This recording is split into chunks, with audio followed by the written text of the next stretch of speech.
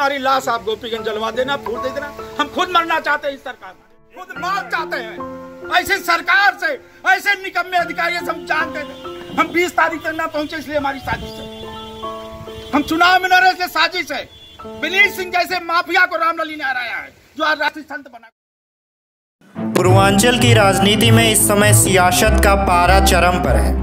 एक तरफ जहां बाहुबली विधायक विजय मिश्रा अपने कुनबे में ही भेद हो जाने के कारण सलाखों के पीछे हैं, वहीं दूसरी तरफ विरोधी भी अब मुखर है। बसपा सरकार में सांसद और विधायक के तौर पर भदोही की आवाम के बीच रहे गोरखनाथ पांडे भी खुलकर सामने आ गए हैं। उन्होंने विजय मिश्रा पर जमकर निशाना साधा है, ब्राह्मण को लेकर भी बातें कही हैं। आपको बता दें कि इस समय गोरखनाथ पांडे भाजपा के राष्ट्रीय कार्यकारिणी समिति में शामिल हैं। साथ ही विजय मिश्रा के पुराने विरोधियों में से एक जाने जाते हैं। क्या कुछ कहा गोरखनाथ पांडे ने, आप भी सुन लीजिए।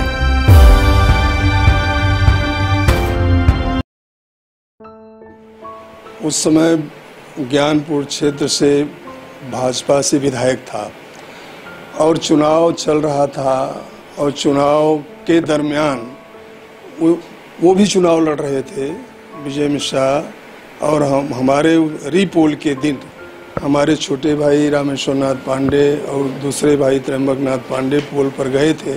कागज वागज लेके सुबह लोग जाते हैं, और उसी दरमियान वो पहले से उनकी पूर्व प्लानिंग थी, क्योंकि उनको लग रहा था कि चुनाव हम हारने वाले हैं, तो ऐसी स्थिति पैदा कर दी जाए कि चुनाव ही ये पोस्टपोन्ड हो जाए। उनके दिमाग में रहा होगा कि मैं जाऊंगा उस दिन उस पोल पर और मेरी ही हत्या कर दें ताकि ये चुनाव रुक जाए। लेकिन ये दुर्भाग्य था कि मैं नहीं पहुंच पाया था, मेरे छोटे भाई लोग गए थे, और पूर्व प्लानिंग के हिसाब से उन्होंने घेर करके और वो हमारे छोटे भाई पर ताबड़तोड़ गोलियां चलाईं। ऑन द स्पॉट उनकी हत्या की गई, दूसरे भाई पर जानलेवा हत्या की गई। उन्हें हेरिटेज वहाँ बनारस में सिंह हॉस्पिटल में ले जाया गया। उस समय चूँकि शासन सत्ता भाजपा की थी, उनका दबाव जो था वो इस जिले पर उसके पहले से ही बढ़ रहा था, क्योंकि कभी वो ब्लॉक प्रमुख के रूप में यहाँ आए, यहाँ के लोगों ने उनको सहयोग दिया, फिर जिला पंचायत अध्यक्ष बने, फिर यहाँ उन्होंने लूटपाट शुरू किया, चाहे कोई ठीके हों, चाहे हत्या हो, चाहे दबाव के लिए कुछ भी करना पड़े।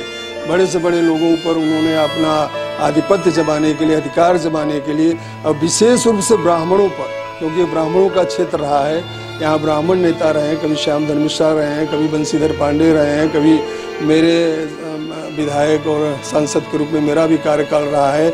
इसके पहले और कई ऐसे ब्राह्मण नेता थे जो यहाँ इस राजनीतिक क्षेत्र में जिनकी रसूख हुआ करती थी।